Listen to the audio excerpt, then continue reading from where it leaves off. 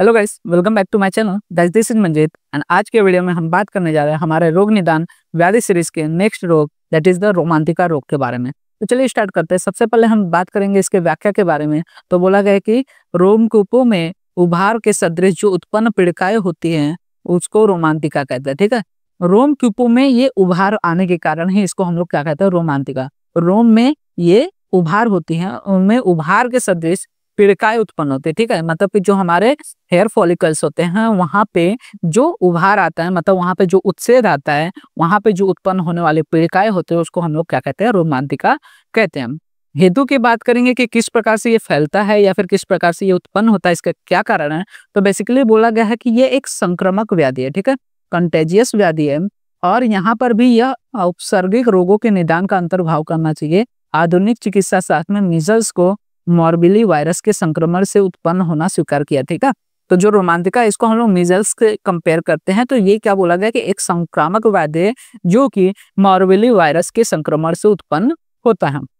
वहीं पे इसके संप्राप्ति घटक की बात करेंगे हम लोग। संप्राप्ति घटक में पित्त, कफ, दोष यहाँ पे बेसिकली इन्वॉल्व रहते हैं इन केस ऑफ द रोमांतिका व्याधि।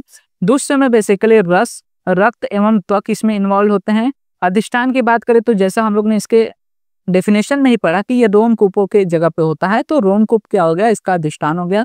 और स्रोतस में बेसिकली रक्तवह और रसवह स्रोतस में दुष्टि के कारण ये उत्पन्न होता है और स्रोतो दुष्टि में बेसिकली संघ होता है और उपसर्ग इसका वायरस हो गया। जैसे कि हम लोग ने देखा कि मॉर्बिली वायरस के कारण ये कॉन्टेजियस डिजीज माना गया है। साध्य साध्यता में ये साध्यवादी मानी गई है। ठीक है, साध्य में क्या बोला गया कि ये साध्यवादी होती है। वहीं पे रोमांतिका के पूर्व रूप की अगर हम बात करें तो रोमांतिका के पूर्व रूप में यहाँ पे काश देखने को मिलता है। सबसे पहले बोला गया है कि काश होता है, मतलब बहुत ज्यादा कफ देखने को मिलता है वहां पे। फिर उसके बाद अरोचक, मतलब कि खाने की इच्छा न होती, खाने में रुचि नहीं होना, और बोला गया है कि ज्वर होता है। तो ये सारे पूर्व रूप में लक्षण देखने को मिलते हैं।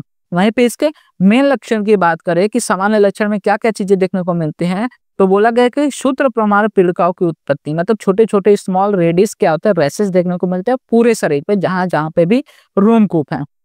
उसके अलावा यहाँ पे ज्वर एवं दाह देखने को मिलता है, तृष्णा देखने को मिलती है, एक्सेसिव थ्रस्ट रहता है। इसके अलावा कंडू होता है, अरुचि रहता है, मतलब कि जहाँ पे भी ये पीड़िकाएं उत्पन्न हुई हैं वहां पे बहुत ज्यादा इचिंग सेंसेशन देखने को मिलेगा। इसके अतिरिक्त वहां पे अरुचि रहेगी और साथ ही साथ प्रसेक, मतलब लाला स्राव देखने को मिलता है। इसके अतिरिक्त जो आचार्य गणनाथ सेन है उन्होंने प्रतिस्याय, नेत्र राग, तंद्रा, क्लम, अवसाद, शिरशूल, अतिसार, प्रकाश, असह्यता, तालू में दाने निकलना आदि लक्षणों का भी वर्णन किया। तो ये सारी चीजें हमें देखने को मिलती हैं विद इन द रोमांतिका रोग। अब जो रोमांतिका है बेसिकली एक क्षुद्र व्याधि है और इसका ज्यादा विवेचन नहीं मिलता, ज्यादातर इस पे क्वेश्चंस भी नहीं बनते। इस पे according to the NCERT syllabus ये डिजायर टू नो टॉपिक है और ज्यादा से ज्यादा इससे 1 मार्क्स के या फिर 2 मार्क्स के एमसीक्यूज आ सकते हैं। मोस्टली 1 मार्क्स तक का एमसीक्यू इसमें पूछा जा सकता है, इसीलिए ये ज्यादा बड़ा टॉपिक न होने के कारण इसको कंसाइज फॉर्म में हम लोग ने कंप्लीट किया। तो इसमें आपको याद क्या रखना है कि रोमांतिका किस व्याधि से होता है और इसको किसके साथ कंपेयर किया जाता है, दैट इज द मीजल्स के साथ कंपेयर करते हैं और इसके संक्रमण के कारण होता है, तो ये बेसिकली मॉर्बिली वायरस के कारण होता है। ये चीजें याद रखना है। और ये साध्य है कि नहीं, तो इसमें साध्य साध्यता में जो रोमांतिका रोग है ये साध्य होता है। यही चीजें आपको बस याद रखनी है विद इन द होल रोमांतिका रोग। तो होप आपको रोमांतिका रोग क्लियर होगा। इसमें कोई डाउट रहा तो कमेंट सेक्शन में मेंशन कर सकते हैं, मैं ट्राई करूंगा कि फर्दर वीडियोस में उसको और अच्छे से आपको बता सकूं।